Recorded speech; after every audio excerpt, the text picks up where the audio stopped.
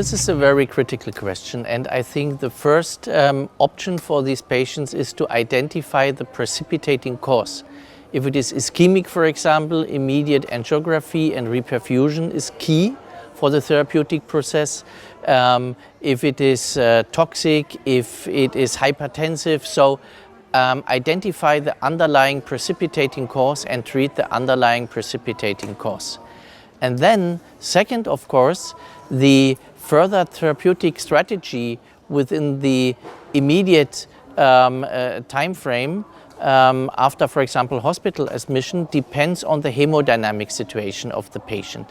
I mean, is the patient congested and hemodynamically stable, or is the patient hemodynamically unstable, low blood pressure, cardiogenic shock, peripheral hypoperfusion? So we have to find that out and stratify our therapy to the hemodynamic condition of the patient. Typically, a patient with pre-existing chronic heart failure has an acute decompensation of chronic heart failure with congestion, pulmonary edema, volume overload, and a certain degree of hypoperfusion and renal dysfunction. So in this patient, if he's on the hypertensive side, correcting hypertension, IV loop diuretics are mandatory, and then you could either use nitrates or inodilators according to the current ESC guidelines. If the patient is more on the side of cardiogenic shock with blood pressure below 90 millimeters of mercury, peripheral hypoperfusion, then you may need a vasopressor or an inotrope to increase cardiac output and maintain a certain blood pressure that would allow to maintain cardiac output for organ perfusion.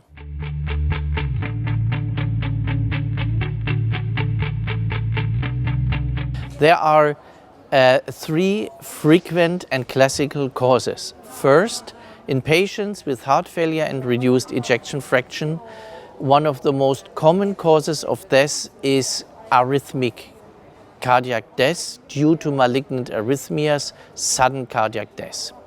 The second most common cause is death to deterioration of heart failure, pump failure.